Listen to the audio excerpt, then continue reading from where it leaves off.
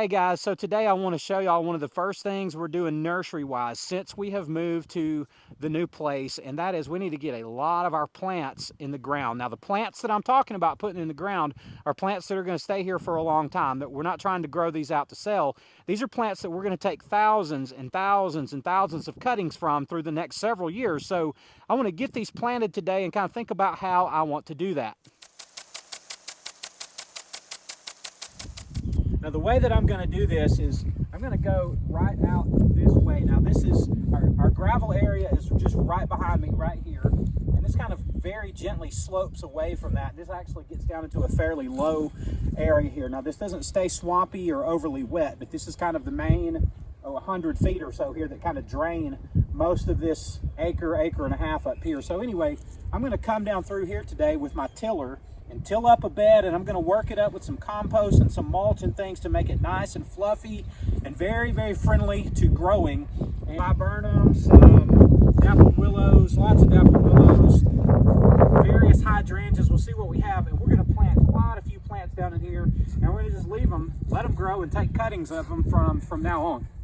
So I'm breaking new ground here today with my tiller, and the ground is a little wet. It's not completely muddy. I did a little test strip here just to kind of see how wet the ground is. If it's too muddy, I just can't do it. But we've had quite a bit of rain, but I'm going to be breaking new ground. So I've got quite a bit of tilling to do here. So I'm not going to take a ton of time on that, but I'll show you a little bit about what that looks like. And you know, if you're going to break new ground, you really got to have a tiller that's capable of doing that. I use a Yard Max tiller. I don't really know a ton about it, but I know that it's very capable of doing this.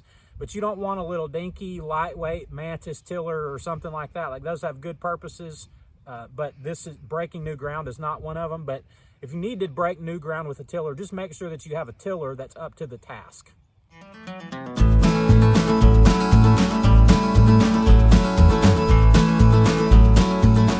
All right, guys, so I've got a trailer here.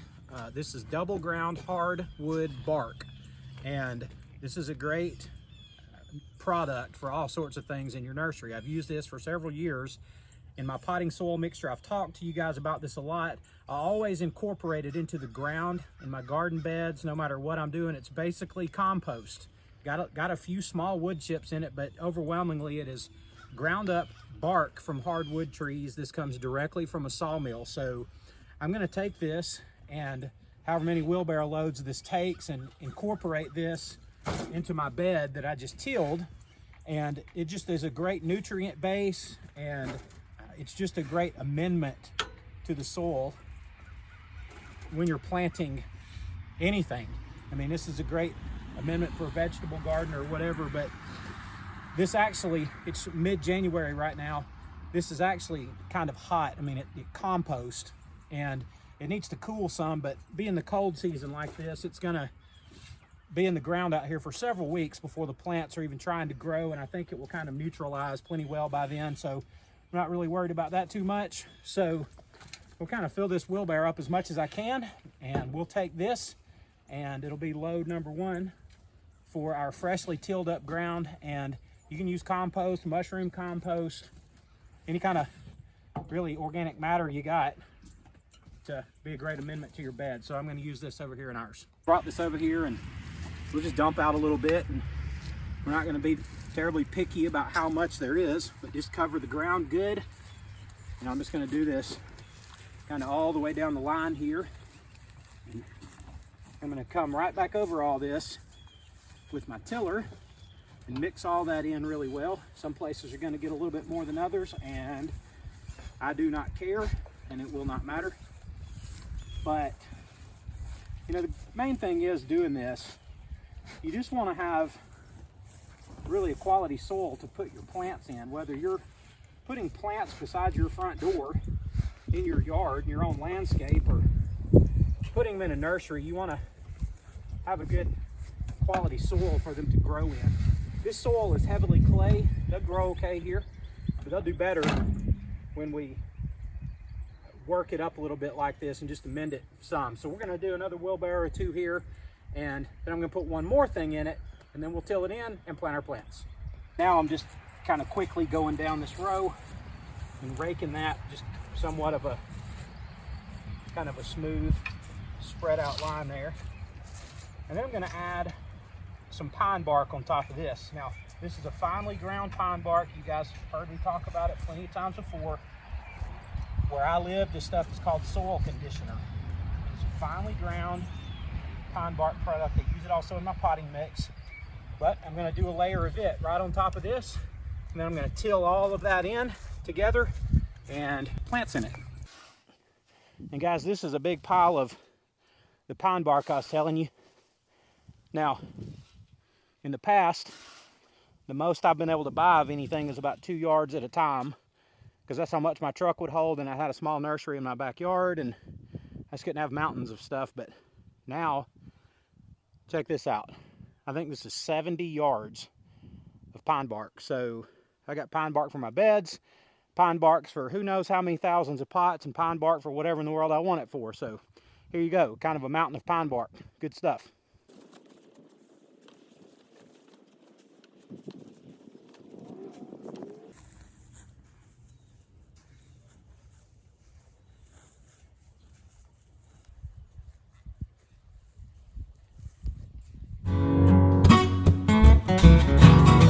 I'm going to stick in the ground is a gold mound Spirea. Now, I realize this doesn't look like anything now, but remember, all I'm doing is planting dormant plants in the ground right now, and the only reason I'm planting these is to take cuttings from them to start baby plants with. I don't really care if these bloom.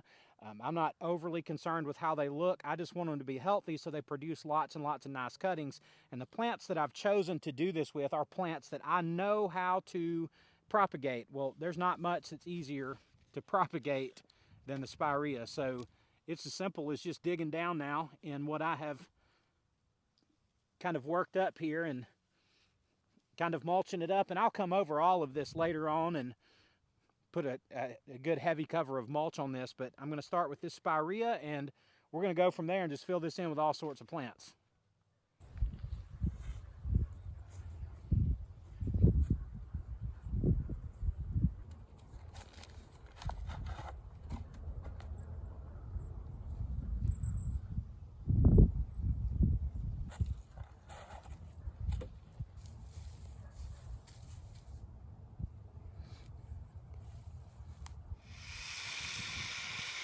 So I'm just watering in what we've planted here.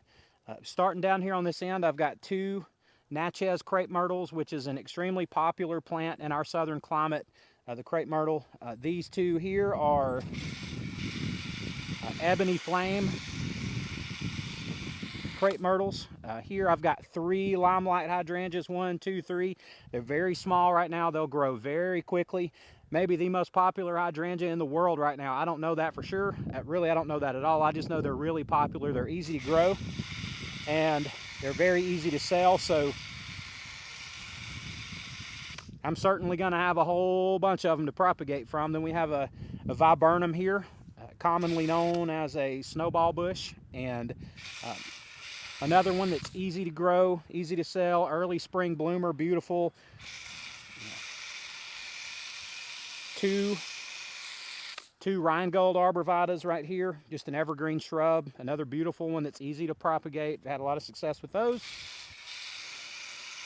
And finally, this gold flame Spirea. So I'm going to mulch all of this in really well and make sure all of these plants here are properly labeled, so I always know exactly what I'm working with. But guys, that's about it, and we'll build more and more of this as we go. I appreciate y'all watching the video today. I love y'all, and I'll see you on the next one.